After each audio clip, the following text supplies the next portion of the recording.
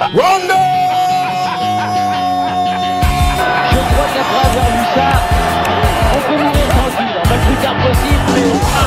Bingo! That basketball will never be the same! Oh, Rudy Gay! No! No! Bingo! Et bonjour à tous, merci à tous d'être avec nous aujourd'hui pour cet épisode numéro 20. Une heure de passion, de basket et de PLS, c'est le podcast 100% TTFL, le TTFL podcast nulle part ailleurs. Merci d'être avec nous. Aujourd'hui, avec vous, deux laborantins. D'abord, monsieur Corentin de Uncle Peps. Comment vas-tu, Corentin? Eh ben écoute Cédric, ça va très bien. Bonjour à tous. Et écoutez, vous avez kiffé? Et on va kiffer, on va passer un très bon épisode. Deuxième laborantin, votre serviteur, Cédric, dont papa, je suis là avec vous comme d'habitude. Avec nous également deux consultants Sport-Up, des anciens de la commu, notre ami Reggie, Reggie31, comment vas-tu? Moi ça va très bien, et vous? Bonsoir à tous. Bonsoir Reggie, bonsoir. Et nous, ça va, enfin moi ça va très bien en tout cas. J'ai passé un début de semaine TTFL plutôt pas mal jusqu'à... On en parlera tout à l'heure. Jusqu'à un certain rouquin. Florian, pour terminer, deuxième consultant Sport-Up avec nous ce soir. Bonsoir Florian. Bonsoir. T'as passé une bonne semaine? Oh bah avec la grippe, tout allait bien. Ça a été le tour de Florian cette semaine. Donc bon, remets-toi bien en tout cas, en espérant que la TTFL se soit mieux passée que ta santé. C'est toujours le plus important, puis ça aide en général. Effectivement, ça s'est mieux passé. Donc, avec nous, un invité exceptionnel avec sa chaîne YouTube qui regroupe quasiment 20 000 abonnés, ultra présent aussi sur les réseaux sociaux. Il parle très vite, mais surtout avec énormément de passion de foot US et de NBA. Également fan de Fantasy League, notamment NFL. Monsieur Samy de la Frenchy Sport News. Comment vas-tu, Samy? Salut à tous. Bah, ça va très très bien. Merci de me recevoir. En ce moment, les 76ers, ça va très bien. Ensuite, ça va un peu moins bien. Donc voilà, je suis un peu, mon humeur suit un peu leurs résultats. Et je tiens à corriger, c'est 19 126. C'est pas 20 000. J'ai dit presque 20 000. Mes excuses, monsieur. 19 126. Ouais. Ils sont tous importants. Exactement. Bon, en tout cas, merci beaucoup de me recevoir. C'est cool. J'avais hâte de parler NBA avec vous. Eh ben, écoute, c'est très très gentil déjà. Donc, pour la petite histoire, juste pour passer ça, c'est que tu nous as suivis. Alors, je ne sais pas quand, puisque je l'ai découvert par hasard. Mais en tout cas, voilà, du coup, je t'ai contacté, t'as accepté tout de suite. Et puis, donc, deuxième petite particularité, c'est que, pour ceux qui ne le savent pas, je le dis, c'est de notoriété publique, quand on a parlé sur une de tes dernières vidéos, c'est que tu as déménagé, t'es actuellement au Mexique.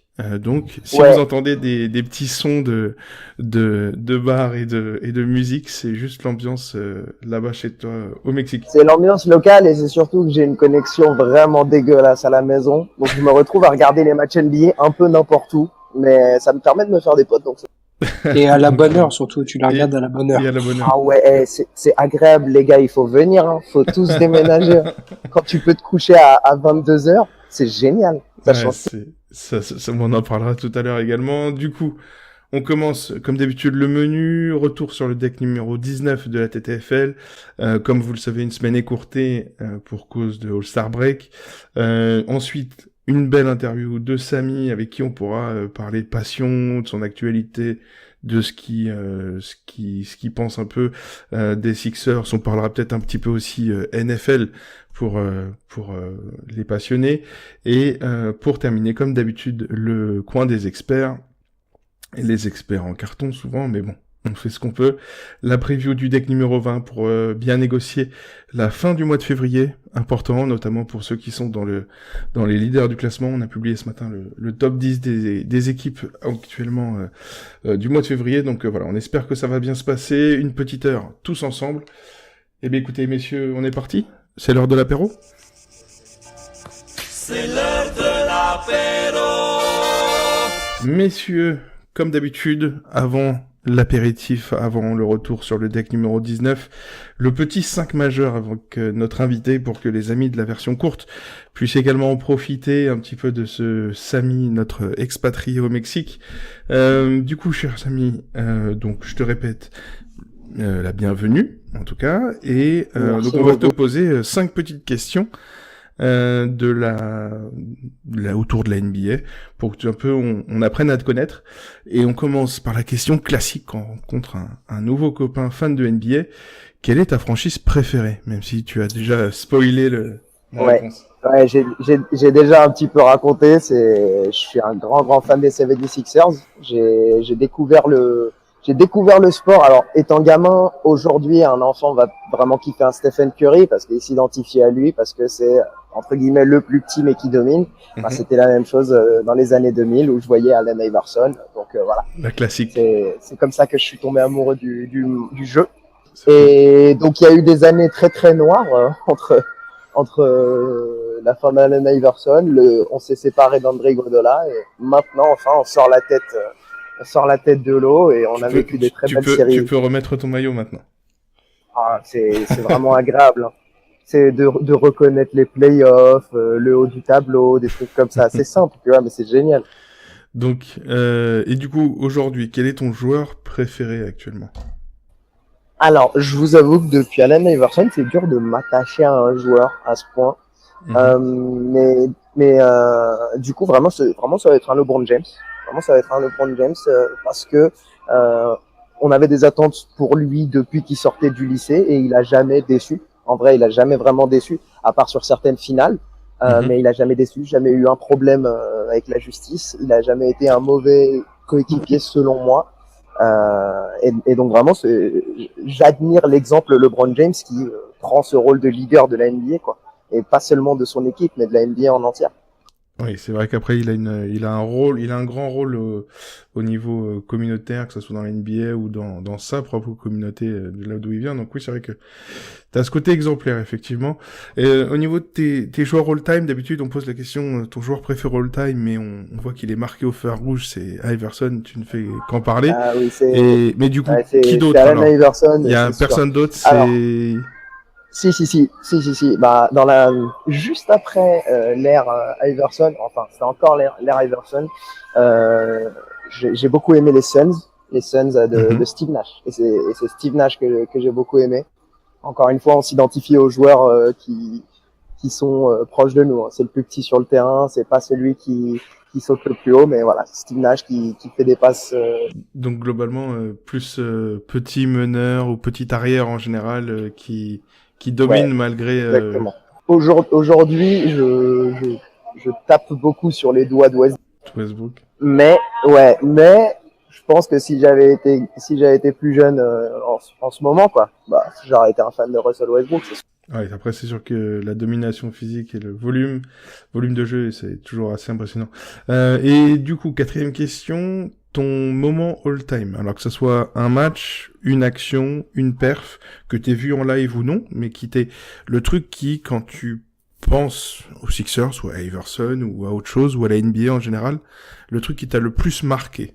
Alors, il y en a beaucoup qui ont pensé que c'est le crossover de Allen Iverson sur Tyronn Lue, mais en fait non. C'était sur le bloc de LeBron James en finale et je l'ai vécu très très particulièrement parce que je vivais chez mon cousin à ce moment-là. Il était l'heure qu'il était parce qu'on était en France et il venait d'avoir un job très très important et il fallait absolument pas que je le réveille et il se trouve qu'on vivait dans une chambre assez petite et donc j'ai dû voir le game 7 avec lui qui dormait à côté et je devais pas le réveiller. Et le bloc de LeBron James, j'ai pas réussi. J'ai pas réussi. Il a cru que quelqu'un était rentré dans l'appart quand j'ai crié après le bloc de LeBron James. Vraiment, c'était un moment dingue parce que je suivais l'action, j'avais les yeux qui grossissaient et boum, le bloc et là j'ai crié. Donc ça fait un bon souvenir. D'accord. Et pour terminer, le classique, toujours la même question, ton amour honteux, le joueur ou la franchise que tu aimes mais dont tu ne parles pas trop parce que c'est des, entre guillemets, ennemis ou est-ce que c'est un joueur que beaucoup n'aiment pas? Du coup, pour le petit détail, je suis né au Canada. Donc je suis né au Canada, c'est comme ça que j'ai kiffé Steve Nash, un Canadien. Mais donc, du coup, j'ai toujours kiffé les Suns, mais depuis un moment, il y a vraiment rien à dire, quoi. Donc en attendant que ça revienne en force, je la ferme. Et bah ouais, j'étais même pas optimiste en début de saison en voyant le roster. DeAndre Ayton pour moi n'allait pas faire la différence. J'étais un fervent fan de Luka Doncic. Je criais son nom sur toutes les vidéos de draft que je pouvais faire. Je sais pas s'il aurait eu autant de succès à Phoenix. Mais en tout cas, ouais, ma deuxième équipe c'est Phoenix et en ce moment, bah je la ferme. Je suis déçu, franchement. Cette intro sur le Canada, j'attendais le Andrew Wiggins. Oui, parce qu'il faut savoir, Samy, qu'on a, en la personne de Corentin, un grand fan de Minnesota, d'accord, et qui, on va dire que Wiggins est parti et depuis quelques mois maintenant, un peu la coqueluche du podcast, on aime bien se moquer. Donc voilà, Corentin souffre, donc à chaque fois qu'il peut placer notre ami Wiggins. Je souffre pas et je porte mon jersey Wiggins avec fierté aux soirées Trash Talk. Donc, le nouveau Michael Jordan. C'est le nouveau Michael, c'est ça. Et ouais, j'ai entendu que c'était le futur Kobe Bryant. oui, c'est ça, c'est un peu, on aime bien se moquer de notre petit Andrew Wiggins, c'est le petit tacle à Corentin habituel pour Quelle indignité. Donc, en tout cas, on cerne un peu plus le personnage de Samy. Et pour terminer, juste prévenir nos auditeurs, c'est que tu ne joues pas encore à la TTFL. Donc, on va travailler ça, on va discuter ensemble, et on va travailler ça pour les playoffs. Ouais, tu m'as converti pendant un petit appel avant ce podcast, et donc je vais essayer de me placer pour jouer en playoff. Ouais, et bon, en tout cas, tu seras le bienvenu, et puis comme tu l'as vu sur Twitter, la commu est assez importante, et du coup, on t'attend avec plaisir, et puis comme ça, les gens pourront venir tailler un peu, voir ce que tu vaux dans les prédictions et la TTFL, dans l'enfer de la TTFL, comme on dit. Ah, c'est excellent, ça. J'ai hâte de vous proposer un Russell Westbrook qui va faire un 0 sur 12. Ça va être... T'as déjà bien analysé le jeu, c'est parfait. Du coup, messieurs, on est parti. Retour sur ce deck numéro 19. On commence, comme d'habitude, par les tops et les flops de la semaine. D'ailleurs, Samy, même si tu n'as pas joué, ne connais pas forcément au niveau des scores, etc., mais est-ce que tu as en jeu, en NBA, un match qui t'a marqué cette semaine, si t'as pu regarder un peu des matchs? Bah oui, bien sûr, j'ai regardé le bon Lakers Sixers qui m'a fait plaisir. Et sinon, bah le Lakers Houston que j'ai regardé en live est très très frustrant pour les fans de Houston. Je me mets à leur place. C'était un match très très frustrant à regarder pour eux. Ouais, c'est vrai qu'il y a eu des super matchs cette semaine. On a été plutôt gâtés. Puis notamment ce OKC Utah, absolument héroïque avec les deux overtime. Ne parlons pas de choses qui fâchent, s'il vous plaît. Merci, monsieur Florian, parce qu'effectivement, mes chers amis, monsieur Florian, lui, par contre, est fan de Utah, donc il a mal à son petit cœur qui saigne. Et d'ailleurs, Florian, dis-nous, quel est ton top ou ton flop de la semaine? J'avais pris Nurkic contre les Nets, qui m'avait fait un petit 48, donc pas mal content. C'est propre, un petit F1 assez bien. Ouais, c'est ça, un grand contre Brooklyn, ça marche toujours, c'est efficace. Ça marche souvent, effectivement. C'est la petite marotte de la TTFL. L'ami Reggie, toi, qu'est-ce que tu as trouvé de sympa qui t'a marqué cette semaine? Alors, je voulais mettre en avant la performance de Lauri Markkanen, qui nous sort son premier best pick de la saison. Et de sa carrière, je pense. Et tu peux dire aussi le premier best pick des Bulls sur 2 ans. Avec 62 points face aux Celtics. Alors best pick égalité avec Kyrie du coup. Non mais c'est vrai que ça a été franchement un match assez fou. Et... Puis contre Boston, c'était pas attendu, Reggie. C'est ça, sur la tête des Bulls avec la victoire, même pour la TTFL ça compte pas la victoire, mais c'était quand même assez impactant et mine de rien, si vous regardez ses meilleurs scores, il a fait cette saison 4 performances au-dessus des 50, dont celle-ci. Et sur les 4, du coup, il y en a 3 qui sont dans ce mois de février. Donc, autant dire qu'il est sur une pente assez ascendante, le Lauri. Donc, un pic à suivre. Il va y avoir du pic Markkanen qui va arriver, ça c'est sûr. Ensuite, Monsieur Corentin, qu'est-ce que tu as eu top ou flop? Bah, cette écoute, semaine petit top.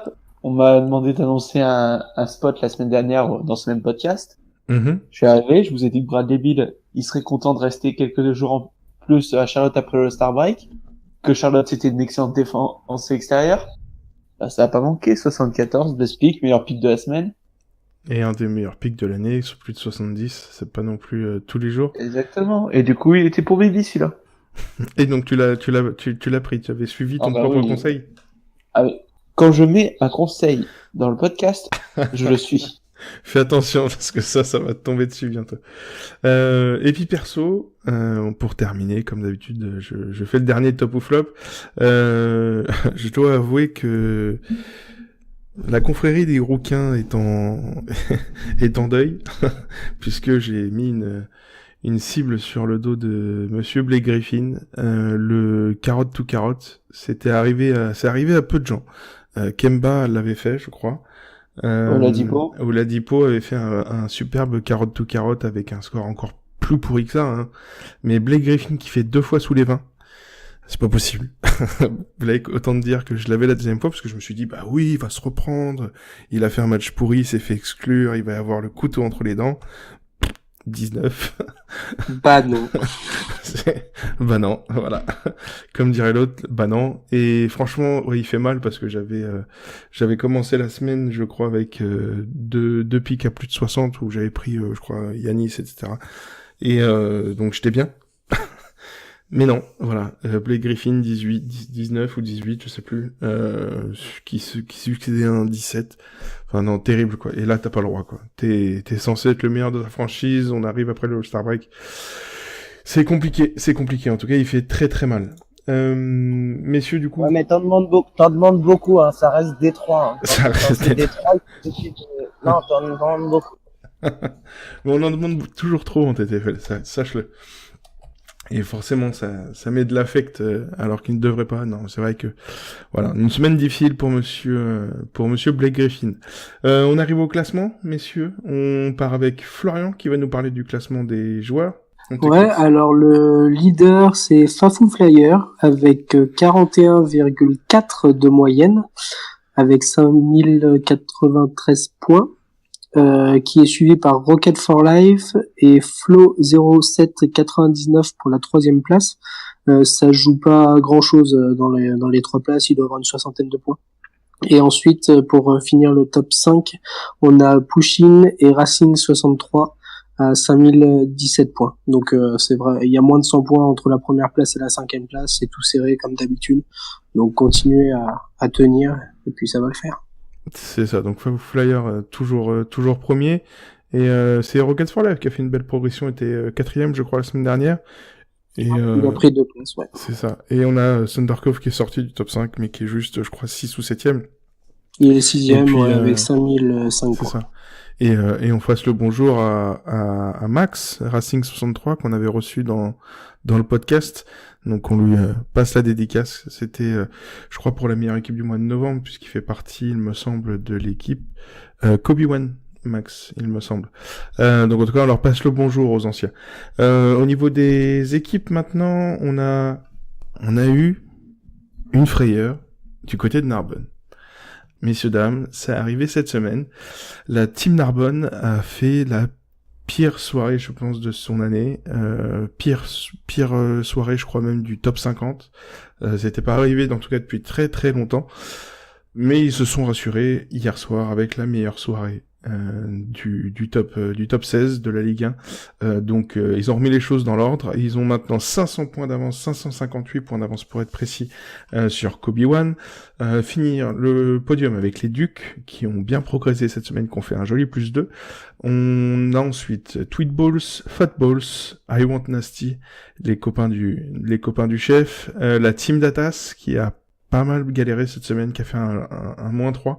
La team TTFL Wiz, l'équipe de notre Dimitri, notre consultant Sport Dub, qui a fait, écoutez-moi bien, un +8 cette semaine, quand même. faut quand même passer de la 16e à la 8e place vu les écarts, c'est assez exceptionnel. Donc bravo à eux. Ensuite la team 24 bons, QI Basket pour terminer le top 10. Et ensuite, les Olympiens ont fait une des pires semaines de Ligue 1, donc c'est un peu compliqué pour eux, un beau -2. Ensuite, Dream Team, Apologia, Run and Gun, Châteauroux, qui est revenu en Ligue 1 cette semaine, qui fait un peu le yo-yo en ce moment, et la team Zone de Confort pour terminer cette Ligue 1. Là, on a quand même une bonne partie des équipes qui sont bien installées depuis un bon moment. Donc voilà, il nous reste une quarantaine de pics, messieurs, il faut tenir. Et puis aller chercher la team Narbonne pour les faire mentir, parce qu'ils sont un peu sûrs d'eux. Ils ont annoncé du coup à la suite que voilà, c'était la soirée off qu'ils avaient annoncé dans le podcast précédent. C'est ça. Ils nous ont dit, bon ça y est, le cadeau a été fait, on arrête là. Donc en tout cas, on leur souhaite bon courage à tous, ceux qui les chassent comme eux-mêmes. Va falloir tenir jusqu'au bout, c'est pas facile. Justement, Corentin, tu nous parles des franchises, maintenant que tu fais partie de cette belle équipe Suns FR. Écoute, on y viendra après, on va commencer d'abord par la conférence Est, le veux-tu bien. Donc, conférence Est qui du coup est dominée par Châteauroux, qui donc, comme tu disais, remonté en Ligue 1. Donc Châteauroux qui a quand même un petit match là d'avance, 450 points sur les Hornets et presque 600 points d'avance également sur Miami, donc qui complète le podium. Mm-hmm. Donc ensuite, on trouve Bucks, Celtics, New York qui sont toujours là un peu dans la bataille pour s'approcher du podium plus ou moins.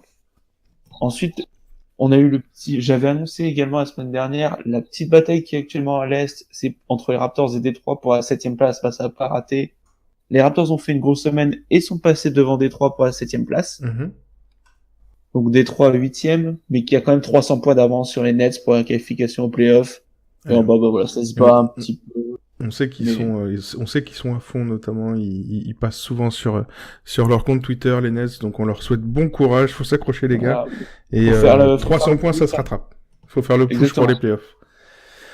Et du coup, à l'Ouest, dans ta conférence, on a pas mal de représentants aussi à l'Ouest, parce que on a les Wolves,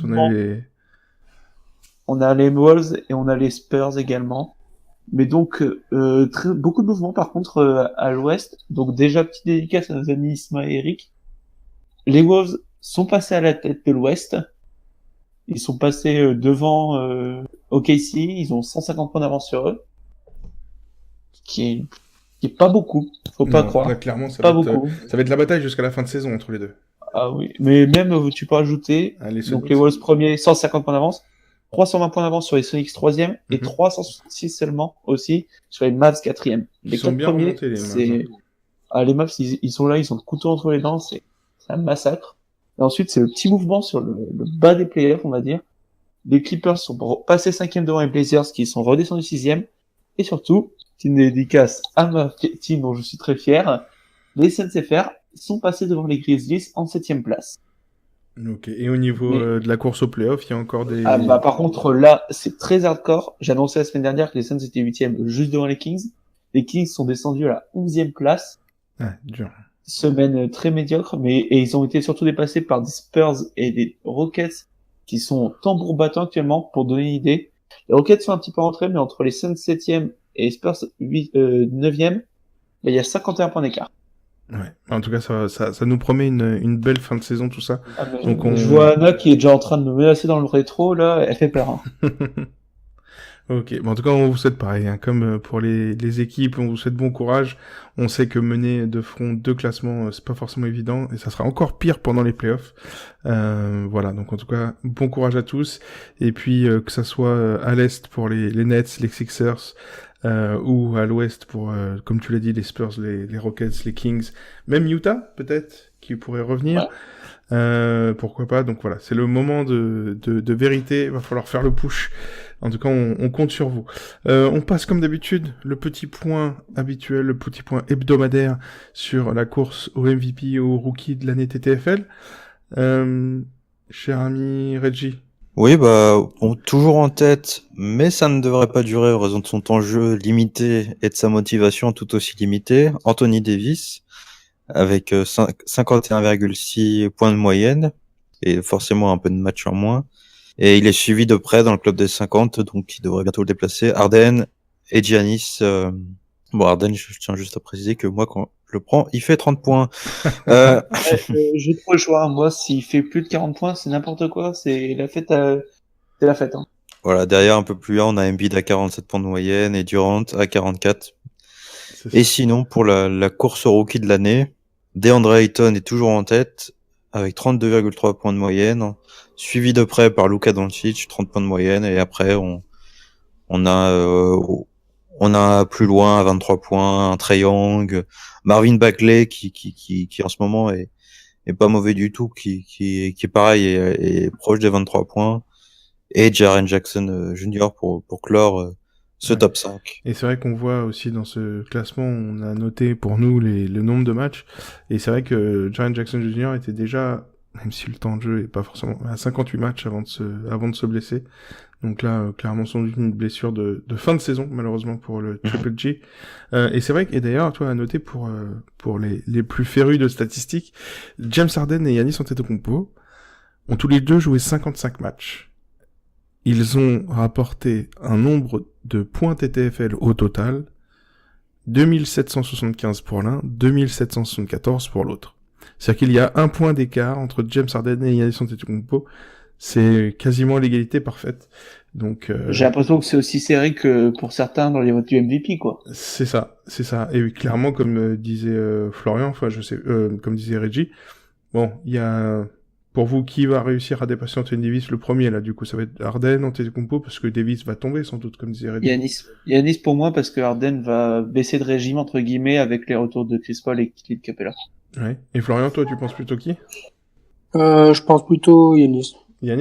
Et toi, Samy, du coup, même si au niveau point TTFL, tu es pas forcément au courant, mais je pour toi, au niveau de la production... Je confirme un peu ce que dit le groupe. Hein. Yanis, il a cette production depuis le début de saison et il va continuer à ce niveau. Et peut-être que Harden va baisser un peu de régime. Après, faut voir s'il a envie de continuer sa...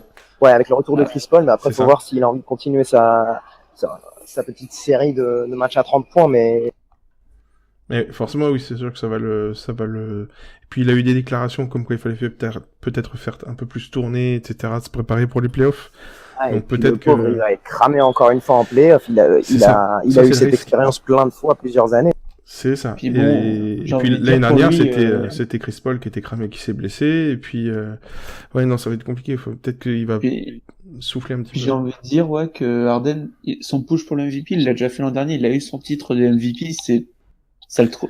C'est vrai que la story est plus pour Giannis, quoi. Ouais, mais il a envie du deuxième titre. Hein. Il a envie du deuxième titre. Mais je pense qu'il doit se dire aussi quand même, quand on voit l'effectif de Rockets actuellement, c'est pas dans les années à venir où tu pourras plus facilement aller chercher un titre, quoi. Parce que Paul, il est là pour un moment, et faut faire ton push pour les playoffs et le titre avant qu'il commence à décliner. Ouais, c'est sûr qu'après il peut peut-être se conserver, du coup, se préserver, pardon, un petit peu plus pour les playoffs à suivre en tout cas. Mais en tout cas, c'est vrai que même sur les sondages, on avait fait des sondages pour la TTFL et vous êtes tous à croire aussi que Giannis serait le MVP, alors que bon, depuis plusieurs années maintenant, c'est toujours Anthony Davis au niveau de la moyenne et du nombre de points. Donc à suivre pour ça. On va parler des best picks maintenant. On sait que c'est toujours une demande chez vous.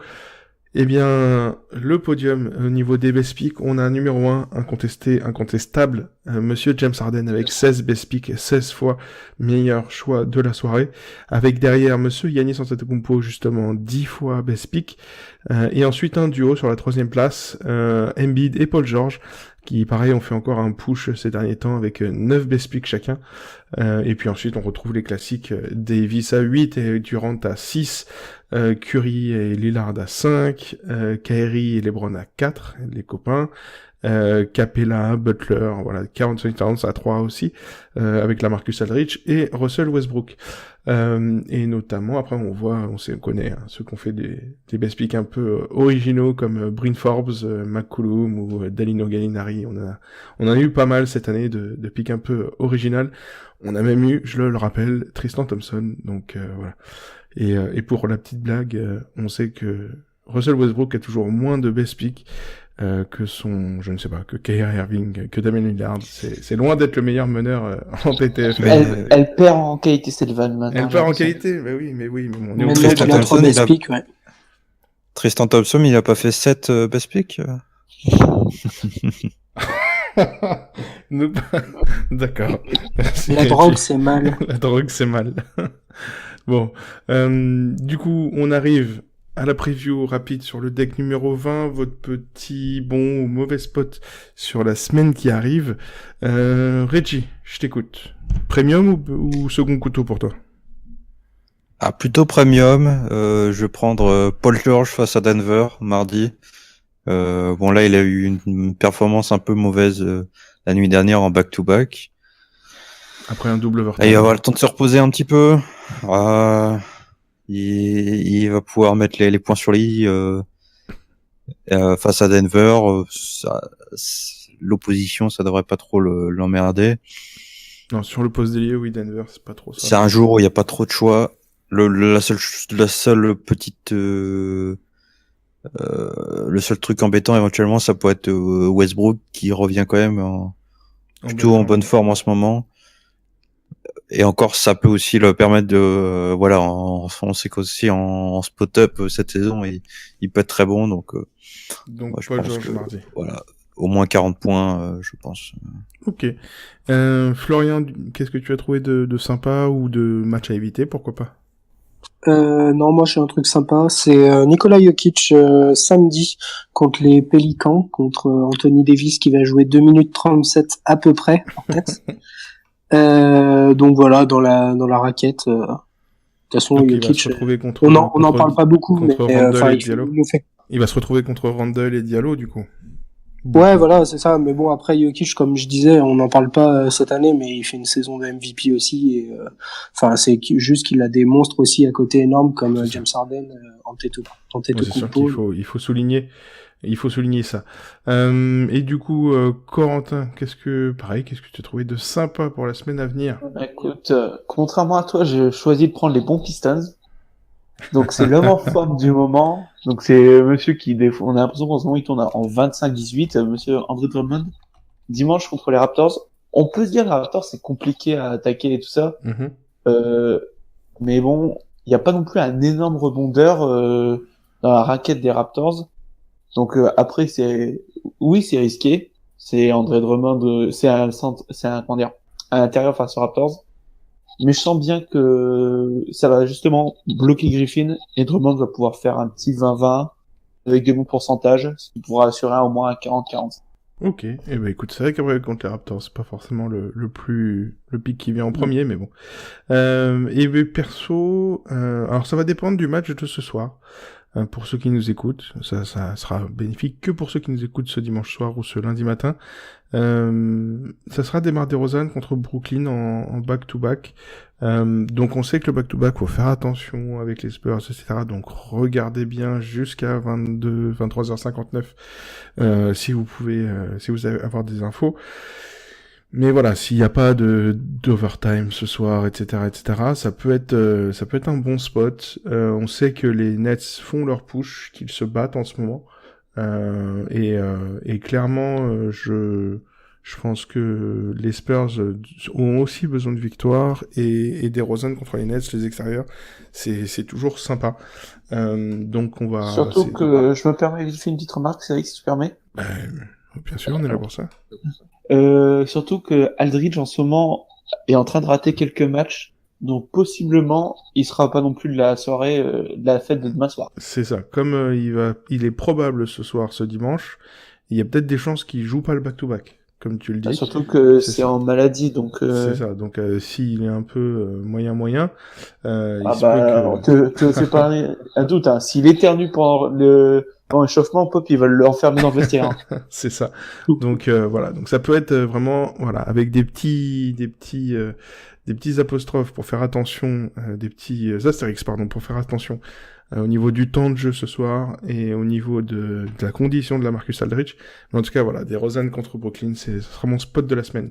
Et du coup Samy, toi est-ce que t'as un match que t'attends la semaine prochaine là? Tu vas pouvoir regarder des matchs sur la semaine prochaine? Alors, Alors écoute, je regarde toujours ce que fait Philly et Mhm. j'essaie de suivre un peu si Joel Embiid va revenir ou pas. Et j'ai Pas tout de pas suite. l'impression qu'il va revenir cette semaine, non. Non, Non. ça va être Et donc, compliqué. Ouais. encore une fois, je vois un match contre les Pélicans et donc un Ben Simmons contre les Pélicans. Ou si vous êtes en galère et que vous cherchez un joueur, pourquoi pas Boban contre les Pélicans, parce qu'il fait des matchs très très up et très très down. Donc on pourra avoir un Boban qui... Ça serait du YOLO un peu, Boban. Nous, on le qualifierait comme ça. Ah ouais.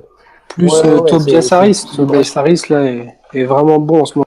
Ouais, Tobias Harris. Après, j'essaie de juger avec des joueurs qui seront dispo.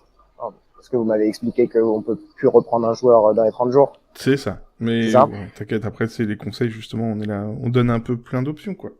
Toi, tu le sentirais bien un petit Boban, en tout cas. Bah, pourquoi pas. S'il peut me ressortir une perf comme ce qu'il a fait face au Heat, ce serait pas... Oui, c'est vrai que il a réussi à faire des sacrés scores, le Boban. Et c'est vrai que c'est sympa que les Sixers lui fassent confiance comme ça dès le début. Je trouve que c'est... ouais, c'est la seule manière de l'intégrer à l'effectif, c'est de le faire jouer pas mal. Et vu comment les Sixers font pas du tout jouer leur banc, heureusement qu'il y a au moins lui qui peut rentrer pour faire souffler. En tout cas, ouais, pour le suivre, ça va depuis pas mal d'années. Hein, on se souvient de lui. Il est passé aux Clippers, à Détroit, mais surtout, tout le monde l'avait remarqué quand il était passé aux Spurs, notamment. Et c'est vrai que cet immense bonhomme avec des mains gigantesques qui tire mieux ses lancers francs que certains meneurs et qui fait des hooks d'une finesse rare. Il arrive même à placer des moves de ouf alors qu'il c'est un géant. Donc non, c'est vrai que c'est toujours un amour de Boban. Puis avec ce qui est bien, ce qu'on en a parlé la semaine dernière, c'est qu'il l'est tradé avec Toby. Donc ça c'est bien qu'il garde l'amitié, quoi. Puis même pour les Sixers, ils vont surfer dessus, c'est sûr. Du coup, messieurs, on termine la version courte sur ces bons conseils de notre ami Samy. On passe à l'interview, messieurs. Merci à tous ceux qui nous écoutent pour donc cette version courte et on se donne rendez-vous la semaine prochaine. Et nous en avons terminé avec ce podcast. Merci Samy, si tu as un dernier mot, c'est le moment. Merci encore une fois d'être venu et puis d'avoir malgré l'environnement bravé tout ça pour venir avec nous. C'était un plaisir. Bah, merci beaucoup les gars, c'était super cool. En tout cas de mon côté, on se retrouve sur ma chaîne YouTube, la Frenchy Sports News, plus de NFL, plus de NBA et puis pourquoi pas sur le podcast et en playoff TTF. Eh ben on te réinvitera si tu veux, on pourra faire des petits podcasts spéciaux si jamais les Sixers vont loin, ça se trouve on se dit qu'on se réinvite un de ces quatre. Je suis extrêmement chaud pour des podcasts en finale de conférence face à...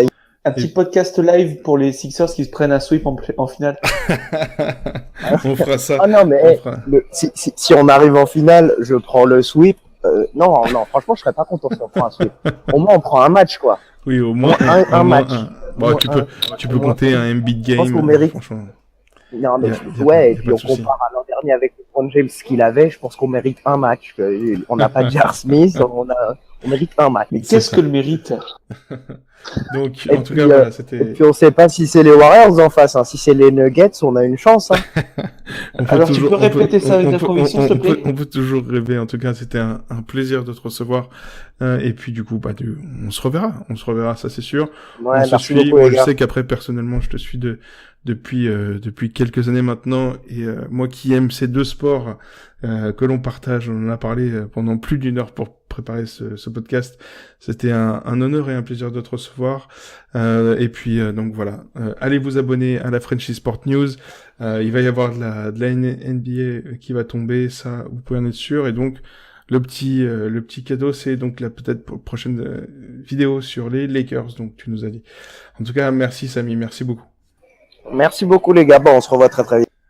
Et pour terminer, merci Corentin, merci Florian, merci messieurs comme d'habitude. On passe un petit coucou à Reggie qui a dû nous quitter un petit peu plus tôt que d'habitude. Merci à tous ceux qui nous ont écoutés également, c'est grâce à vous et c'est pour vous qu'on fait ce podcast tous les dimanches soirs ou quasi. Donc vous pouvez nous retrouver comme d'habitude sur les hashtags TTFL, évidemment, hashtag TTFL Podcast. Si vous avez une remarque spécifique, vous nous taguez et la plupart du temps, on répond quasiment à tout le monde. Sauf quand vous demandez meilleur score sur un carton.